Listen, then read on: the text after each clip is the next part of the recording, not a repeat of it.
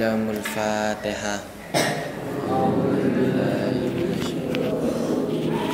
Bismillahirrahmanirrahim.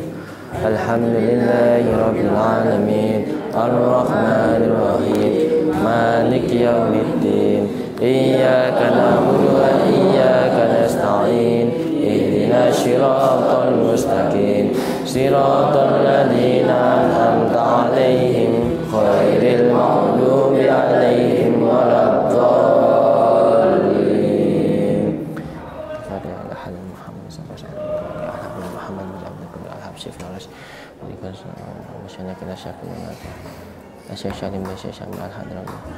Al-Fatihah. A'udzu billahi minasy syaithanir rajim. Bismillahirrahmanirrahim. Alhamdulillahi rabbil alamin, Ar-Rahmanir Rahim, Maliki Yawmiddin, Iyyaka na'budu wa iyyaka nasta'in, Ihdinas siratal mustaqim, Siratal ladzina an'amta 'alaihim, Ghairil maghdubi 'alaihim waladdallin. Assalamualaikum ya Nabi wa rahmatullahi ta'ala wa barakatuh. Assalamualaikum ya Nabi wa rahmatullahi ta'ala wa barakatuh. Assalamualaikum ya Nabi. Assalamualaikum warahmatullahi wabarakatuh. Waalaikumsalam warahmatullahi wabarakatuh. Alhamdulillahilladzi faddala bani Adam bil ilmi wal amali. Alhamdulillah hadana li hada wa ma kunna linahtadiya laula an hadana Allah. Asyhadu an la ilaha illallah wa asyhadu anna Muhammadar Rasulullah la nabiyya ba'da. Oke, sebelum kita mulai pelajaran pada pagi hari ini, bagaimana kabar kalian anak-anak? Ada yang belum sarapan? Apa ada yang puasa? Ya mungkin nggak ngaku yang puasa. Samaan puasa? Oh, angkat tangan. Kabelnya kejepit.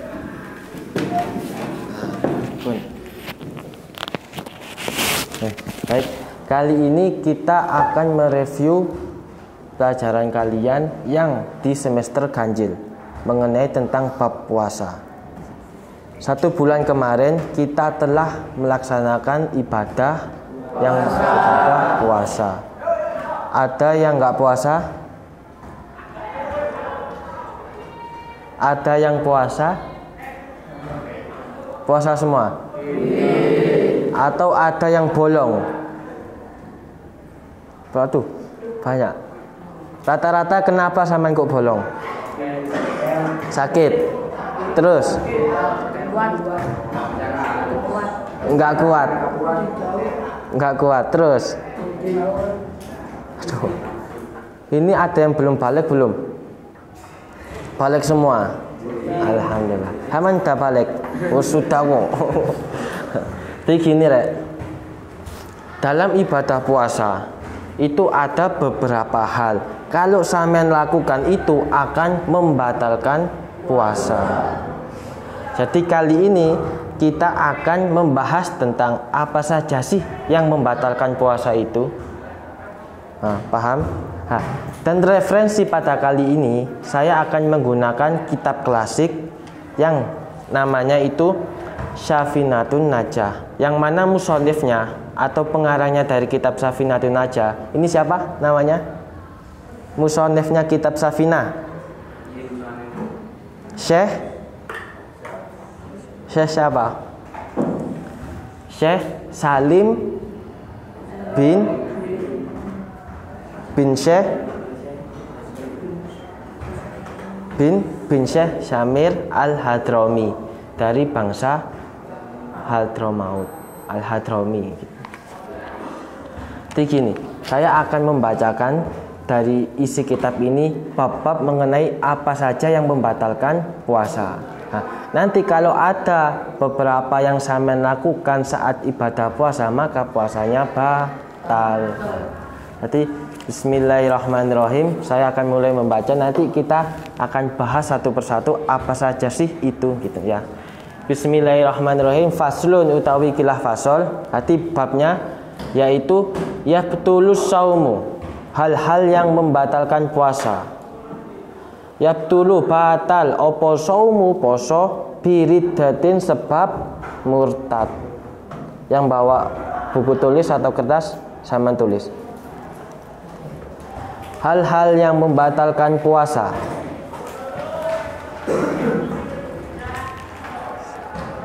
Biriddat ini ya, bentar nanti saya dikte. Biriddatin sebab murtad sama tulis. Satu murtad.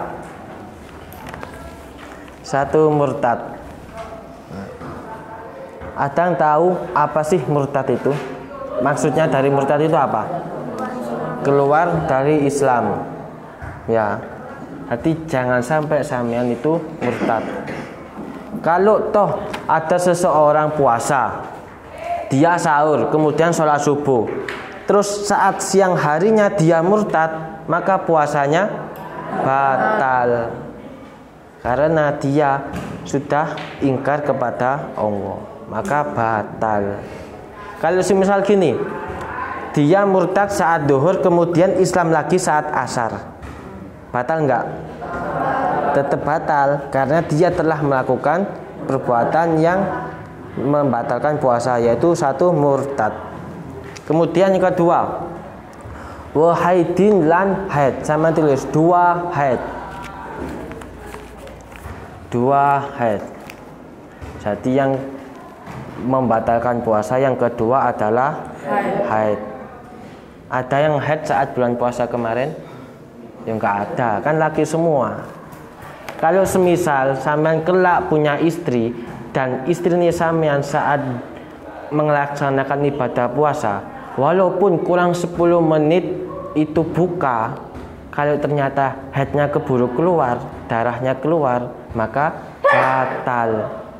batal nanggung kurang 10 menit. Ya bagaimanapun itu haid, batal puasanya. Gitu ya. Wanifasin lan nifas. Ada yang tahu maksudnya nifas itu? Nifas keluarnya darah apa kotoran? Darah kotor. Nah, bentar ya. Ini saya tulis. Itu tanda yang ketiga apa? Nifas.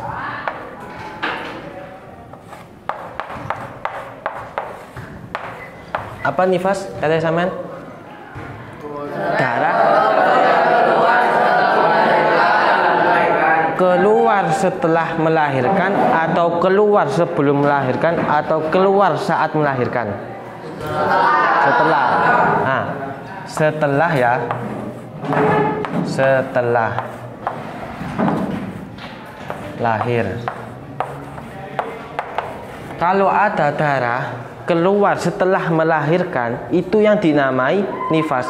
Tapi kalau darah sebelum atau saat, kamu ambilkan. Nah, ini tidak dinamai nifas.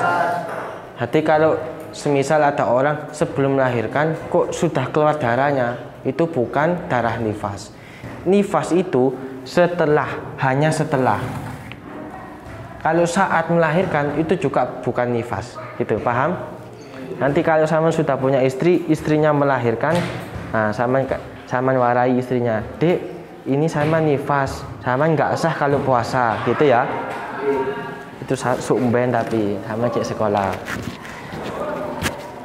Nah, kalau orang nifas itu batal puasanya, ya. Kalau misal gini, orang ini, sebentar, tak lanjutkan bacanya.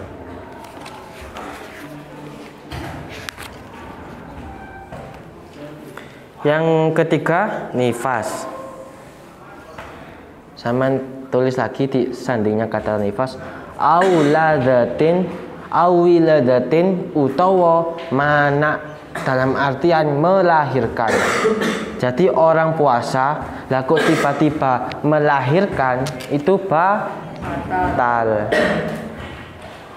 Sekarang gini, misal ada si fulan ini saat melakukan ibadah puasa dia melahirkan anaknya, tapi tidak keluar cairan sama sekali. Ya nggak keluar cairan, juga nggak keluar darah, misal. Itu puasanya batal nggak? Tidak batal atau batal? Karena melahirkan. Walaupun nggak keluar cairan atau bahkan keluar cairan, itu tetap batal. Batalnya karena melahirkan. Nah, sampai sini paham? Oke. Wajununin, sama tulis nomor 4. Wajununin, apa itu? Kan wajununin niku majnun, edan, gila gitu. Sama tulis nomor 4 gila. Nomor 4 gila. Jadi kalau semisal ada seseorang puasa, kemudian di siang hari kok tiba-tiba edan, maka batal. Lihat di kitab disebutkan wajununin walau lahdotan. Maksudnya edan kelawan sak kencrotan. Maksudnya gini, gila walaupun hanya sebentar. Kok misal duhur gila, tapi gilanya cuma 10 menit, itu maka tetap batal. Gitu ya. Itu nomor 4. Nah, saat zaman puasa di bulan kemarin, dari tanda-tanda ke-1 sampai ke-4, dari tanda-tanda murtad sampai edan, ada yang mengalami saat bulan puasa? Wonten. Mungkin sampean pas puasa kok murtad atau bahkan edan, ada yang mengalami? Nah, kalau sampean tidak mengalami itu, maka puasa sampean sah. Tapi itu masih nomor 4. Sekarang lanjut nomor 5. Wa bi ikhma'in, ngelengleng itu maksudnya pingsan, tidak sadar dalam artian pingsan.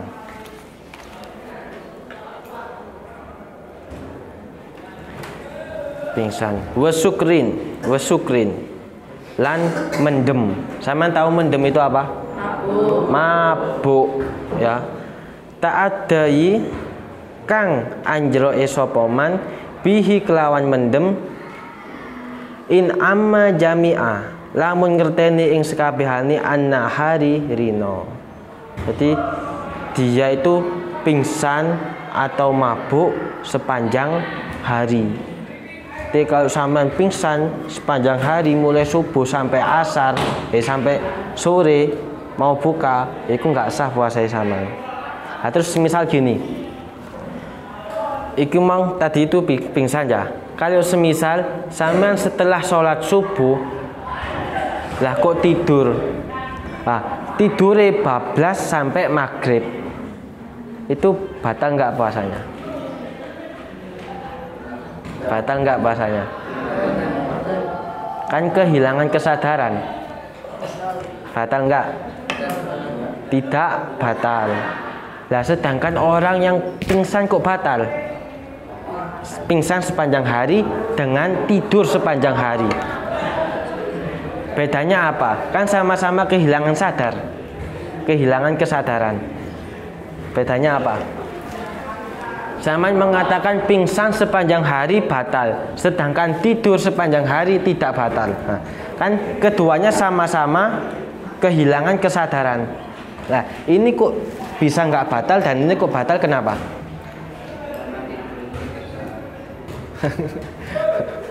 Kali orang sing kebiasaan pingsan gimana? Pingsan juga kebiasaan. Gimana?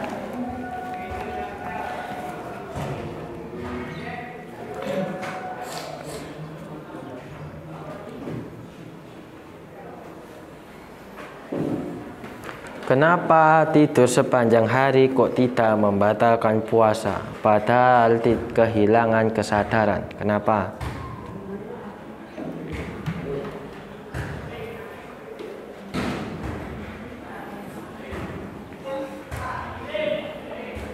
Karena misal gini, kehilangan kesadaran ya. Orang edan, orang gila itu kehilangan kesadaran enggak? Nah, itu kenapa kok juga batal? Nah, pingsan kehilangan kesadaran batal. Gila kehilangan kesadaran juga batal juga. Lah, kenapa kok tidur ini kan kehilangan kesadaran tapi kok gak batal? Kenapa?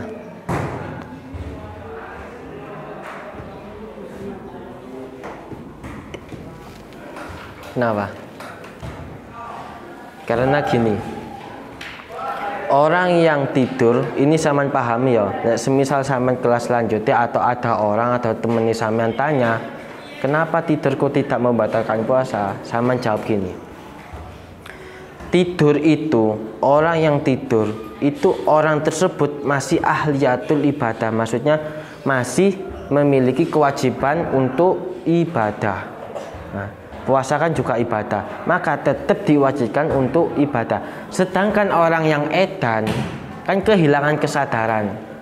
Nanti orang edan itu bebas, orang edan itu bebas, jadi tidak kena kewajiban ibadah.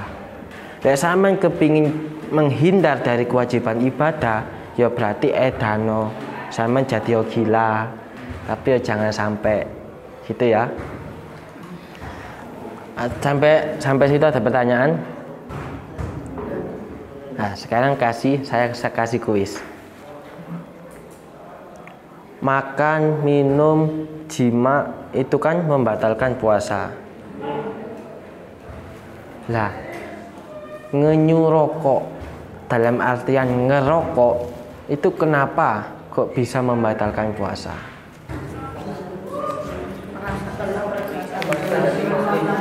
Gimana? Merasakan.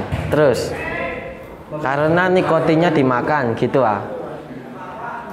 Kenapa rokok kok bisa membatalkan puasa?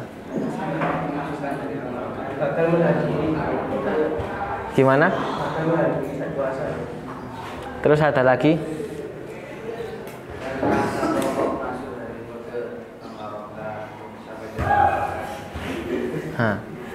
Baik.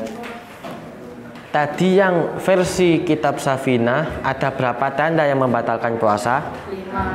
6. Sebutkan. Yang 1, 2, 3, 4, 5, 6, mabuk gitu ya. Nah, sekarang saya bahas versi kitab Fathul Qorib. Fathul Qorib itu atasnya lagi. Nah, jadi gini, kalau di kitab Fathul Qorib itu ada 8. Kok tambah wakeh? Soalnya kitab semakin tinggi itu semakin diperinci. Nah, tapi sampean kalau belajar kitab-kitab yang kitab apapun itu harus punya guru, gitu ya. Soalnya sampean kalau belajar tanpa guru itu rawan sampean malah diguroni oleh setan. Sampean malah dipelencengkan pemahaman, gitu ya. Kalau di Fathul Qorib, tanda yang pertama itu sampainya sesuatu ke dalam lubang jauf. Haman tahu lubang jauf itu apa? Lubang jauf itu lubang yang asli di dalam tubuh, seperti mulut, hidung, dan telinga. Sama lihat mulut, hidung, telinga sama lubang enggak? Nah, itulah yang dinamakan lubang jauf. Jadi masuknya sesuatu ke dalam lubang jauf dengan cara disengaja. Nah, sekarang saya tanya, masuknya sesuatu, maksudnya sesuatu itu apa? Sesuatu benda. Sesuatu ini adalah benda yang ain, dalam artian benda yang bisa dilihat oleh mata. Dan lubang-lubang jauf itu ada batasan-batasannya. Semisal mulut. Kalau kita memasukkan benda gini ya, itu membatalkan puasa enggak? Enggak kan masuk ke dalam mulut. Ayo. Nah, tidak melewati batas. Nah, lubang jauf itu ada batasannya. telinga, hidung, mulut itu ada batasannya. Mulut batasannya gimana?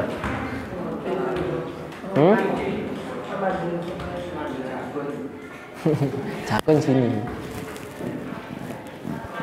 Jakun itu di mana? Di tengah-tengah tenggorokan atau di sebelum tenggorokan? Tengah-tengah. Tengah-tengah. Berarti kalau masuk tenggorokan tapi nggak ngelewati jakun nggak batal dong? Nggak gitu. Batas dari mulut, ya sama ingat-ingat, sama tulis nggak apa-apa. Batas dari masuknya benda ain ke dalam mulut itu adalah perbatasan antara rongga mulut dengan tenggorokan. Jadi ini. Sama masuknya awal-awal tenggorokan, gitu ya. Ya, ambil amani intil-intil gitu. Haman tahu intil-intil? Nah, ambil amannya di situ. Jangan sampai ngelewatin itu. Ambil amannya. Terus kemudian hidung.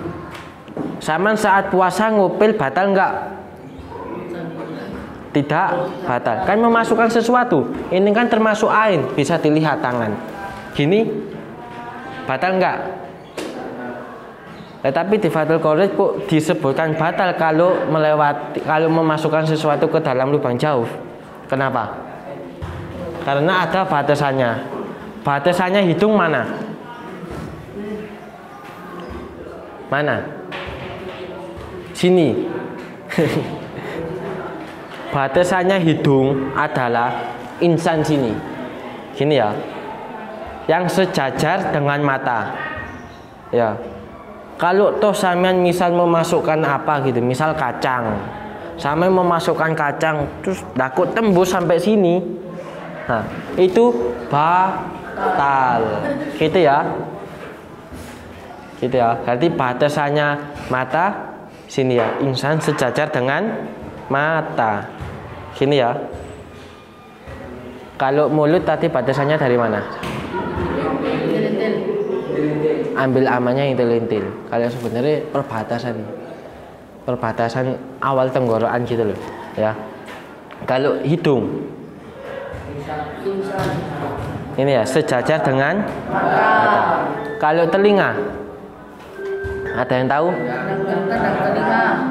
Telinga itu kalau semisal saya melihat telinganya temannya, saya melihat telinganya temannya, gantian. Semua melihat, praktek semua melihat. Sama melihat telinganya temannya, gantian. Nah, gak perlu dikeluar, gak perlu dibuka ini, saya melihat aja.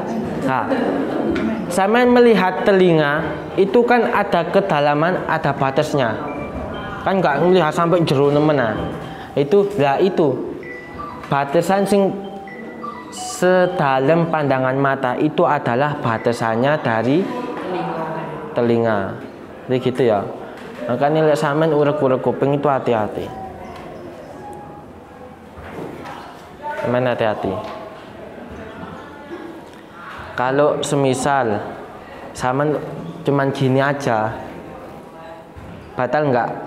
Batal. Nah, tapi kalau sampean memasukkan alat pembersih telinga sampai ngelebihi pandangan mata kita, itu batal. Kan hati-hati kalau membersihkan telinga itu amannya saat malam hari saja. Gitu ya. Inhaler aromanya terlihat bukan? Tidak kan? Maka tidak batal. Sama bisa merokok. Gitu ya. Kan memasukkan sesuatu tapi nggak sampai ke batasan mulut. Nah, tapi asapnya rokok, asap rokok itu air atau bukan? Air. Itu masuk memutar mulut di sini. Itu kan dianggap masuknya sesuatu. Maka gitu ya. Itu kenapa perokok bisa menyebabkan puasa. Inhaler tidak membatalkan puasa dan merokok itu membatalkan puasa. Bahkan orang nangis saat puasa batal nggak puasanya? Kenapa?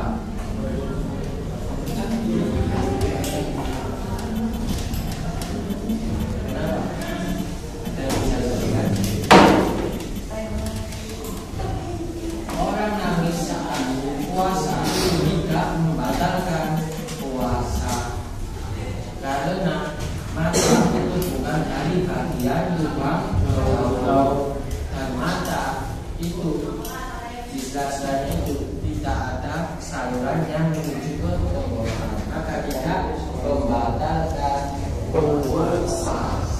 Gitu ya. Paham? Sampai sini dulu pelajaran kita pada pagi hari ini. Semoga bisa bermanfaat.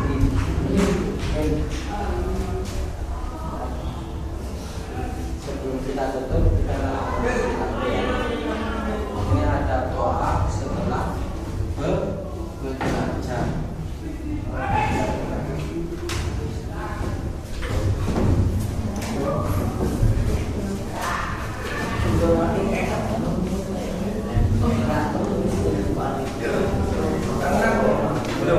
Kalian tahu ini gimana?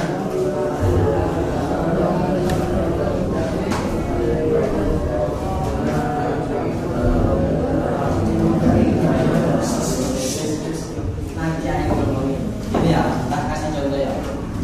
Rabbana anfa'na bima 'allamtana rabbi 'allimna alladzi yanfa'una rabbi faqihna wa faqihna wa qarabatin lana fi dinina rasulullah salamun alayka rabbi asani wa karami al-fatayati rabbal alamin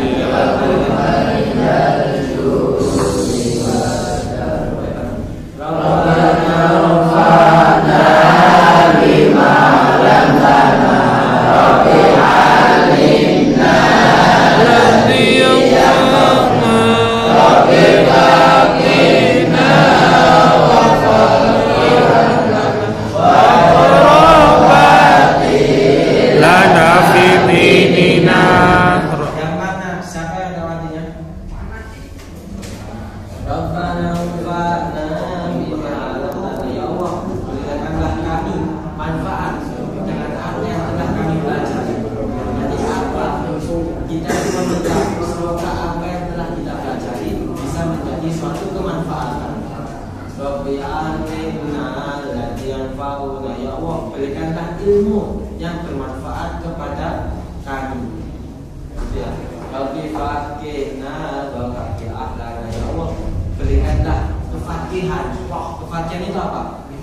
Kecerdasan kepada kami, kepada wa ahlana, keluarga kami. Wa qarabatin, kepada kerabat-kerabat kami. Wa qarabatin lana fi dinina, kepada kerabat kami dan kepada kerabat-kerabat kami dalam agama kami, yaitu agama Islam. Saya akhiri, ini nanti silakan jangan maksudnya jangan bawa ke kamarnya masing-masing. Semoga pertemuan ini bisa bermanfaat. Atas nama pribadi mohon maaf apabila ada salah kata saat penyampaian atau ada kata-kata yang kurang sopan, yang kasar atau yang terlalu vulgar kepada kalian, mohon dimaafkan ya. Karena itu semua yang kebenaran saya sampaikan itu semata-mata hanya dari Allah, dan apa yang saya lakukan ini dari saya sendiri.